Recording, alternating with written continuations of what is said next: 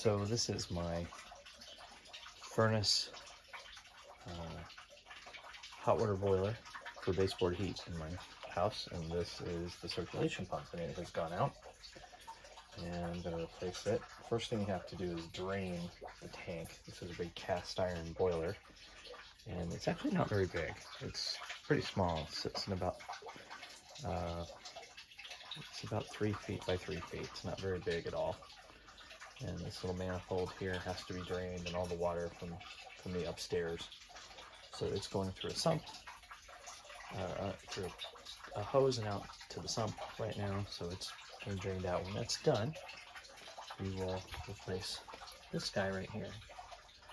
It's a 12-volt circulation pump, and that's what moves the water. We're also going to be replacing this. This is a release valve. Get some of the water off to go into that expansion tank right there. And it gets the steam off so it can condense and go back into the system. So you don't get air in the lines.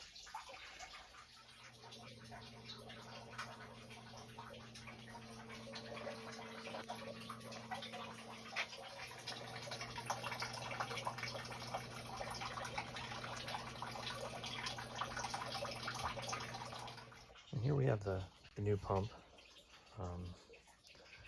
It's a Grundfos circulation pump, and the replacement valve is there. I've got some tools. All the tools aren't here yet. I'll be moving those in a couple of minutes, and we'll be getting started on this thing shortly. And now the old pump is out. You can see we've got a little mess there, but that's not too bad. And it's got quite a bit of corrosion in it, so not too surprised. So we're gonna keep going with this and see how we do here. We can see there's the old one, and it just fits in between those two things. The flange is there, and that's pretty much it. We'll start assembling the new one and come back when that's almost done. Okay, so the new pump is installed. It's all tightened down. You'll notice it's upside down because you have to go by the flow, which is indicated by this arrow right here to the right. You can see just there, there's a little arrow. And then the wiring is all connected. And we're gonna leave the cover off until we get this thing fired up. So the next thing we're doing is replacing this valve that was here, and it is now laying right there. And, we have this new one to replace it with. This is an auto vent right there, and it's designed to release pressure, and that's next. So we're gonna just screw it on here, but we have to prepare it to go right there, and we'll be back when we get that. So here we are again. This pump, it turns out, originally went bad because of that. That is a reducing valve. It's a constant pressure valve. It keeps the pressure going into the manifold from outside from overpowering it, so you don't have any problems with that. But it was preventing water from getting from here through this line to here and filling up the tank. So it never filled up the tank, and it was losing water the whole time. So I didn't know that, so water's bleeding off and never replenishing. So this is the water valve down here. I've already got it loosened, and I'm gonna take this union off right here and try to let some of this water out. If there is any, there's not much in there, but we're gonna check also to see that there's pressure on this. Just open that up a little bit. So you can see there is water pressure, so that's perfectly all right. So now we need to change this, and we'll be back once we get this off. Okay, so this new valve was put in, and I skipped a lot because it's right there, and it was kind of a mess. So we're gonna kick the water on. Right there's the valve. Oh, listen to that. That wasn't happening before. Now we gotta let it fill up. No leaks. It's good. Not leaking there. Not leaking there. Looks like we're good. Now we wait. So one indication we've got good stuff is right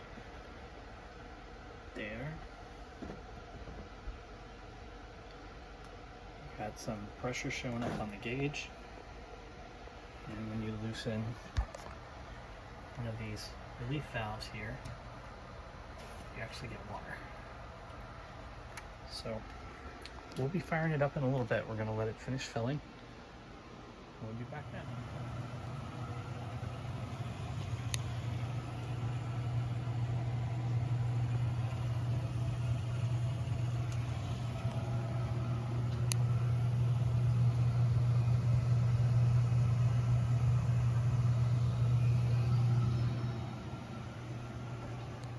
And here it is, all put back together. Everything's working, no leaks. We've got good temperature and pressure. And the pump is very quiet here. It's as noisy as this machine gets. It is not fired right now. It is already up to temperature, and this is an on-demand boiler, so the burners only come on when it needs to heat something. And it maintains this temperature up here. And it has two zones. That's these two guys. Well, there's actually three, but the third one isn't used. These two with the wires. One is for the basement where I am now, and one's for the upstairs, first floor. And it is ground floor rather, and it's it's firing. Here we go. See a little green light come on down in the corner of that.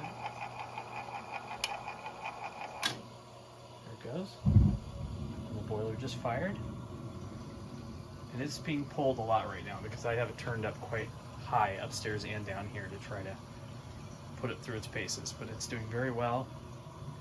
So there you have it.